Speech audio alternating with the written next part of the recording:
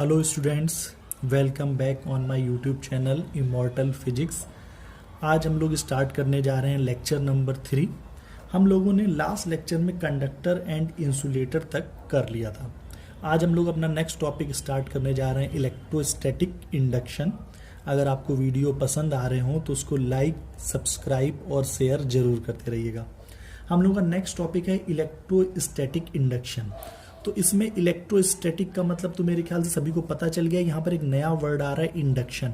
तो बेसिकली हम लोगों को यहाँ पर इंडक्शन वर्ड को समझना है और ये इंडक्शन वर्ड अभी आगे वाले जो चैप्टर्स हैं उसमें काफ़ी ज़्यादा यूज़ होगा।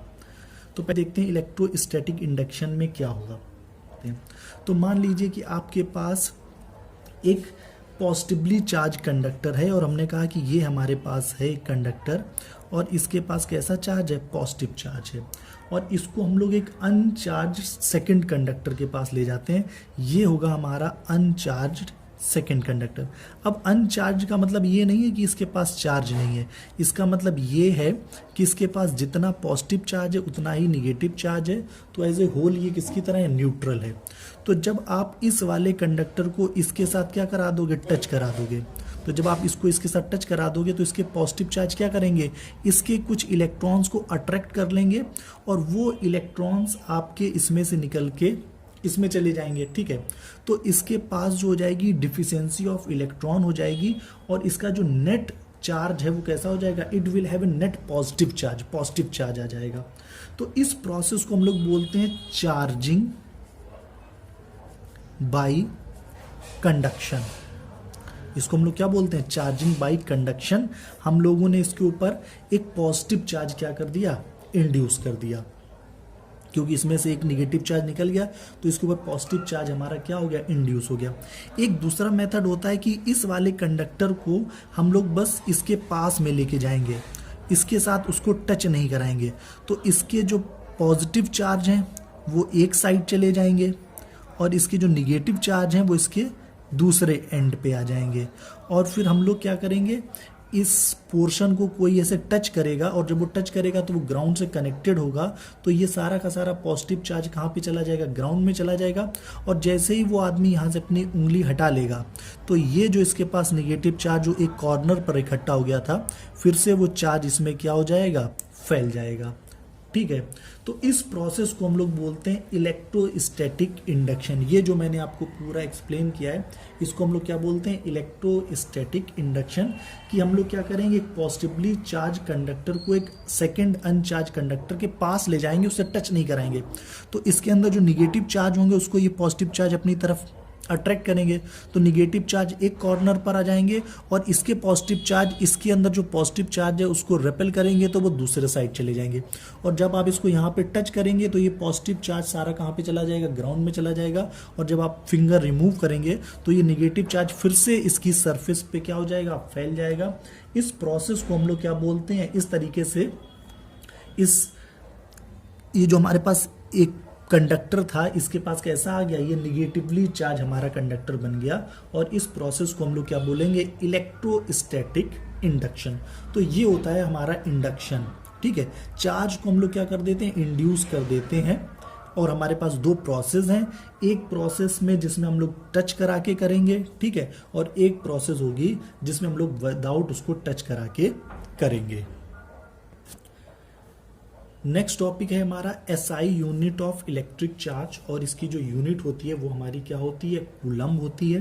ठीक है, तो जब हम लोग इसको यूनिट को किसी चीज़ के आगे लिखेंगे जहाँ पर आएगी तो इसका सी जो होगा वो कैसा बनाएंगे, स्मॉल बनाएंगे, कूलम।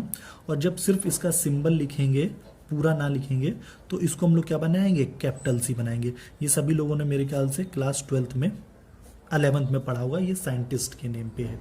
ठीक है, तो साइंटिस्ट के नेम का जब सिर्फ सिंबल लिखते हैं तो कैपिटल बनाते हैं और जब उसका नाम लिखते हैं तो स्मॉल बनाते हैं।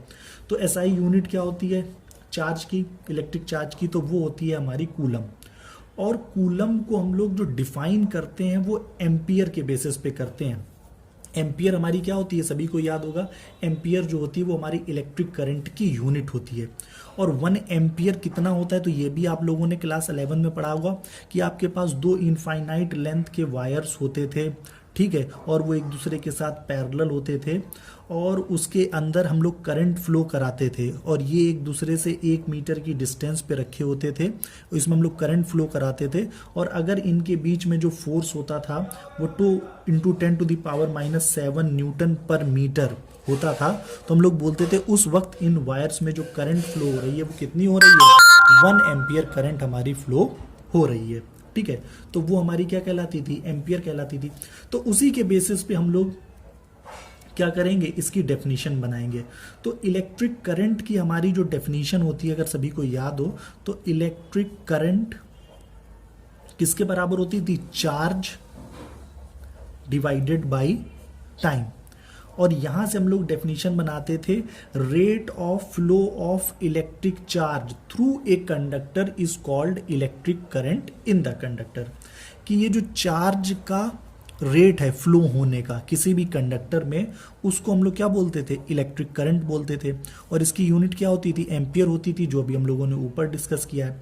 तो अगर हम लोग इसको लिखें चार्ज के टर्म्स में, तो चार्ज के टर्म्स में ये हमारा क्या बन जाएगा, electric current multiplied by time बन जाएगा कि नहीं बन जाएगा। अब अगर हम लोग इसको इसकी चार्ज की यूनिट लिख दें तो ये होता है हमारा कितना, 1 कूलम। इसकी यूनिट लिख दें तो ये होता है हमारा 1 एम्पियर और टाइम की यूनिट लिख दें तो वो होती है सेकेंड। तो 1 कूलम चार्ज को अगर हम लोग डिफाइन करें तो 1 कूलम चार्ज को हम लोग कैसे डिफाइन करेंगे कि अगर हमारे पास मान लीजिए ये एक कंडक्टर दिया गया है, ये हमारे पास एक कंडक्टर है और अगर ये कंडक्टर आपका 1 एम्पियर करंट क्या करता है, कैरी करता है, कितने टाइम के लिए, 1 सेकेंड के लिए, then the charge that flow through the conductor will be 1 coulomb.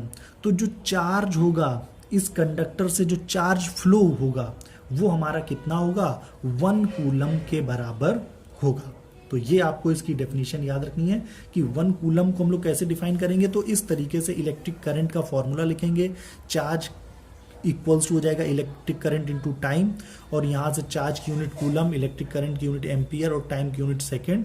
तो 1 कूलम कितना चार्ज होगा, तो अगर आपके पास एक कंडक्टर है और वो 1 एम्पियर करंट को 1 सेकेंड के लिए अगर कैरी कर रहा है, तो उस वक्त उस कंडक्टर में से जो चार्ज फ्लो हो रहा है, charge that flow the conductor will be 1 coulomb. ठीक है, तो यहां से हम लोग यूनिट भी बना सकते हैं कि 1 कूलम किसके बराबर होगा, 1 एम्पियर सेकेंड के बराबर होगा।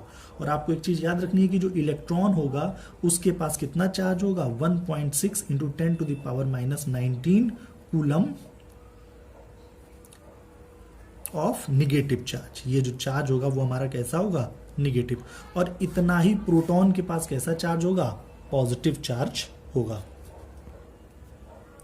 Next is quantization of electric charge. यहां पे हमको समझना है क्वांटाइजेशन का मतलब क्या होता है, और क्वांटाइजेशन किसका करना है, इलेक्ट्रिक चार्ज का।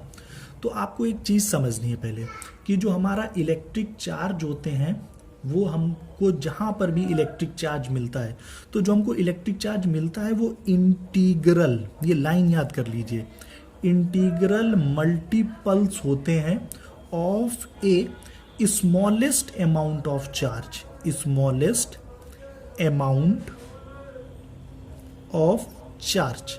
ये आपको याद रखना है कि कहीं पर भी अगर आपको इलेक्ट्रिक चार्ज मिलेगा तो वो इंटीग्रल मल्टीपल होगा। इंटीग्रल मल्टीपल क्या होगा, अभी मैं बताऊंगा। इंटीग्रल मल्टीपल होगा of A smallest amount of charge. फिर आपको याद रखना है जो स्मॉलेस्ट अमाउंट ऑफ चार्ज है, वो स्मॉलेस्ट अमाउंट ऑफ चार्ज होता है हमारा कितना, 1.6 × 10⁻⁹ कूलम। और इसी को हम लोग किससे रिप्रेजेंट करते हैं, सभी लोग जानते हैं, इसको हम लोग स्मॉल ई से रिप्रेजेंट करते हैं। और ये होता क्या है, ये आपका होता है चार्ज ऑफ एन इलेक्ट्रॉन। तो आपको एक चीज समझ में आ गई होगी कि कहीं पर भी अगर आपको चार्ज मिलेगा तो वो चार्ज कितना होगा, n × e होगा। और जहां पर ये जो हमारा n होता है ये हमारा एक पॉजिटिव और निगेटिव इंटीजर होता है। कैसा? पॉजिटिव भी हो सकता है ये, और उसके साथ साथ ये कैसा हो सकता है? निगेटिव भी हो सकता है। मींस जो आपको चार्जेस मिलेंगे वो किस फॉर्म में मिलेंगे? ई की फॉर्म में मिलेंगे, 2e की फॉर्म में मिलेंगे, 3e की फॉर्म में मिलेंगे, एंड सो ऑन, या फिर -e मिलेगा, -2e मिलेगा, -3e मिलेगा। कोई भी चार्ज आपको ऐसा नहीं मिलेगा कि जो इसके फ्रैक्शन में मिल जाए, इसके बीच में मिल जाए, कि आपको 0.5e चार्ज आपको मिल गया, 2.5e आपको चार्ज मिल गया। जो आपको चार्ज मिलेगा, कहीं पर भी इलेक्ट्रिक चार्ज मिलेगा, तो वो इंटीग्रल मल्टीपल होगा। इंटीग्रल ये जो होगा, इसका मतलब क्या हुआ? Integral multiple of smallest amount of charge, और स्मॉलेस्ट अमाउंट ऑफ चार्ज आपका कितना होता है? ई। तो ये जो पूरी लाइन, ये जो हम लोगों ने यहाँ पर लिखी है, उसको अगर हम लोग लिखें तो ये शॉर्ट में लिखा हुआ है, integral multiple of A smallest amount of charge. तो इसको लिख सकते हैं n इंटू ई, जहां पर ई कितना होता है? 1.6 इंटू 10⁻⁻19 कूलम। इसको हम लोग इस ई से रिप्रेजेंट करते हैं, स्मॉल ई से, और ये होता क्या है? Charge of an electron. और n हमारा यहाँ पर क्या है? तो n हमारा यहाँ पर एक पॉजिटिव और निगेटिव इंटीजर है, तो n की वैल्यू 1 2 3 या फिर -1 2 3 कुछ भी ले सकते हैं। तो चार्ज जो होंगे वो e होगा, 2e होगा, 3 होगा, या -e, -2e, -3 कुछ भी होगा, लेकिन इनके बीच में नहीं होगा। तो इससे हमको एक चीज समझ में आ गई कि इलेक्ट्रिक चार्ज को हम लोग can not be divided indefinitely, हम लोग इसके छोटे और बीच के पार्ट्स में डिवाइड नहीं कर सकते। And this property of charge is called quantization. इसी को हम लोग क्या बोलते हैं कि ये E 2e 3e की फॉर्म में होगा। तो ये जो चार्ज की प्रॉपर्टी होती है, तो हम लोग इसको लिख देते हैं, this property of charge is called quantization. अब मेरे ख्याल से क्वांटाइजेशन का मतलब सभी को समझ में आ गया होगा। क्वांटाइजेशन का मतलब हो गया कि चार्ज हमारा इस फॉर्म में होगा, इसके बीच में कहीं नहीं लाई कर रहा होगा, कुछ इस तरीके से, और इसी को हम लोग बोलते हैं क्वांटाइजेशन ऑफ इलेक्ट्रिक। इसी को हम लोग क्या बोलते हैं? Quantization of electric charge.